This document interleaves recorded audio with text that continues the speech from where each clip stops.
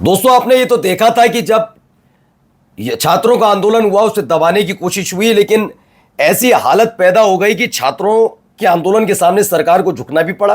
धर्मेंद्र प्रधान का इस्तीफा भी हुआ और देर से ही सही ये बात समझ में नरेंद्र मोदी साहब के भी आई कि ये परंपरागत राजनीति या परंपरागत वोटर्स वो वाले नहीं है जिन्हें हिंदू मुसलमान मंदिर मस्जिद से फर्क पड़ता है।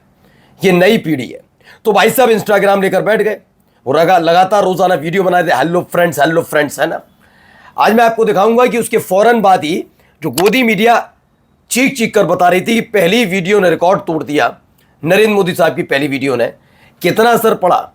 क्या वाकई लोगों ने उस वीडियो को इस उम्मीद के साथ देखा कि देश के प्रधानमंत्री जो छात्रों की बात नहीं सुन रहे हैं और जेनजी बन गए अचानक, तो बड़ा सकारात्मक लिया या नकारात्मक? क्यों? क्योंकि अब एक नया डेटा, और ये डेटा किसी सर्वे करने वाली कंपनी का नहीं है, बल्कि सोशल मीडिया की उस पहुंच का है जहां पर हर कोई इस समय बैठा हुआ है। चाहे बीजेपी को देख लीजिए, नरेंद्र मोदी साहब तो लगातार एक्टिव होकर दिखाई रहे, कांग्रेस के हैं, अलग अलग दलों का है। यहां पर आज आपको अंतर दिखाऊंगा।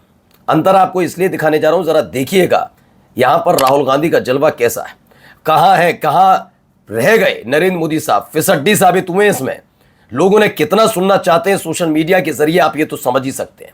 जी हां, वही दिखाऊंगा, और मात्र एक हफ्ते का नहीं, 2 हफ्ते का दिखाऊंगा, जब ये पूरा आंदोलन अपने शबाब पर था। फिर रांची वाला हुआ उस समय, उसके बाद भी उस समय क्या हो रहा था कि क्या वाकई कांग्रेस को लेकर नाराजगी थी। यही नहीं, इसके साथ साथ दिखाऊंगा कांग्रेस में क्यों उम्मीद नजर आ रही है जनता को, क्योंकि जब टीवी डिबेट के नाम पर ये बैठे तो किस किस ने कितनों को सुना, सबसे ज्यादा किस पार्टी के प्रवक्ता को सुनने के लिए जनता उत्सुक थी, वो भी है। बहुत सारा डेटा, और फिर सुन लीजिए, ये डेटा किसी सर्वे करने वाली कंपनी की तरफ से जारी नहीं किया गया है, ये डेटा निकल कर आया है सोशल मीडिया की तरफ से। नमस्कार, मैं हूं प्राज्वल गौतम और आप देख रहे हैं टाइम्स एक्सप्रेस। ये देखिए वो डेटा है, डेटा बीइंग इसे जारी करता है, लेकिन ये डेटा बीइंग की तरफ से बनाया गया डेटा नहीं है, बल्कि ये यूट्यूब का है। यूट्यूब के उस डेटा को पूरी तरह से बताया है। पहले देखिए 1 अगस्त से 7 अगस्त, ये 1 अगस्त से 7 अगस्त जो गया, उसमें ये बताया गया है कि कुल जो यूट्यूब पर व्यूज आए पॉलिटिकल पार्टी के लीडर्स को सुनने के लिए, वो तकरीबन 67.2 मिलियन व्यूज थे टोटल। अब सबसे टॉप पर कौन है? बीजेपी नहीं है, जो दुनिया की, देश की सबसे बड़ी पार्टी होने का दावा, सोचिए, ये देश की सबसे बड़ी पार्टी होने का दावा करते हैं, और इनके ही कार्यकर्ता इनको नहीं सुनते, उल्टा किसको सुनते हैं? कांग्रेस को। Indian national Congress 21.9 million views हैं 1 तारीख से 7 तारीख, सिर्फ एक हफ्ते में। 33%, ये पूरा 100% का जो व्यू शेयर है ना, उसमें से 33% अकेला व्यूअर्स ने इंडियन नेशनल कांग्रेस के यूट्यूब चैनल को देखा और उसी पर रहे, इधर उधर नहीं गए। दूसरे नंबर पर कौन सी है? Indian youth Congress, 13.9 million views है इस पर। 21% जो यूट्यूब पर पॉलिटिकल लीडर्स को सुन रहे हैं, पॉलिटिकल पार्टीज को सुन रहे हैं, उसमें 21% ऐसे लोग थे जो इंडियन यूथ कांग्रेस से जुड़े और उनके ही चैनल को देखा, सुना। तीसरे नंबर पर राहुल गांधी, ये भी कम नहीं, 11.4%, और 11.4 मिलियन व्यूज, 17%।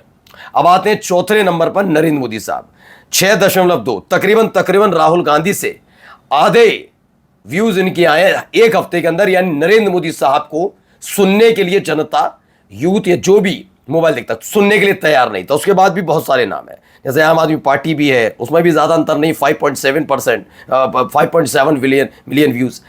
एक और डेटा आया, इससे पहले वाला भी डेटा मैं आपको दिखा देता हूं।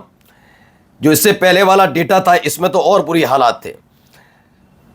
ये है 102 मिलियन व्यूज आए थे, ये 25 जुलाई से 31 जुलाई तक, यानी वो एक हफ्ते का।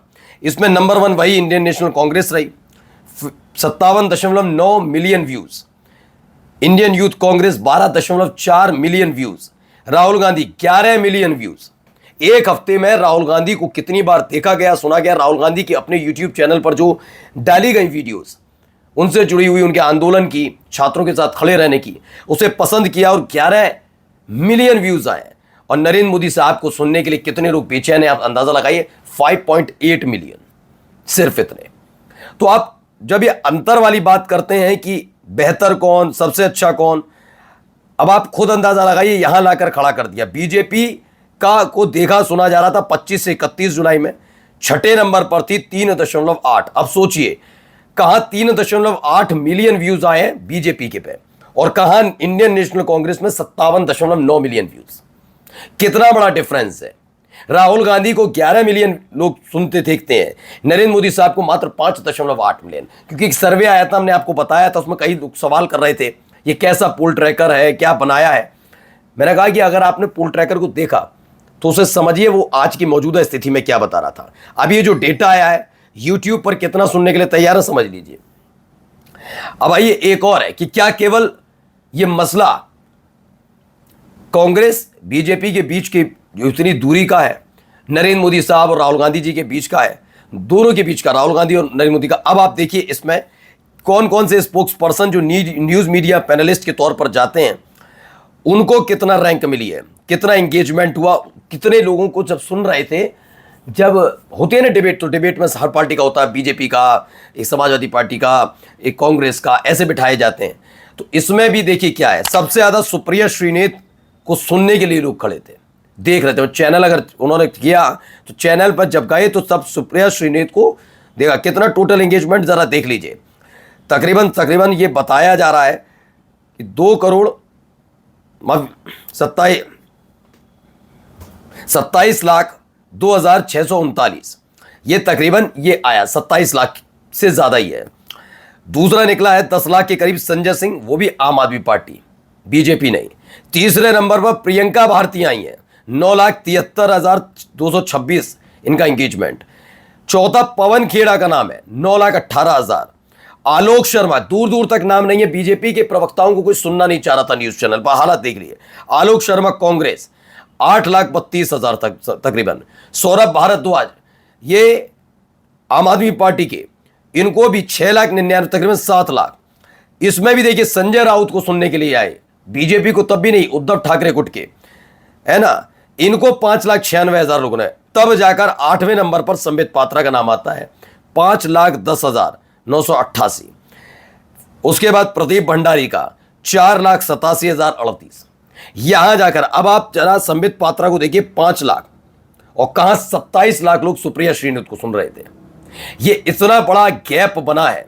यानी कांग्रेस की बातों को सुनने के लिए, कांग्रेस के नेताओं को सुनने के लिए जनता एक्टिव नजर आ रही है। यही एक वजह है कि फिलहाल बीजेपी परेशान है, करे तो करे क्या। क्योंकि सोशल मीडिया पर आकर जेंजी बनने की कोशिश तो की नरेंद्र मोदी साहब ने, लेकिन वो उसमें भी फेल साबित हुए।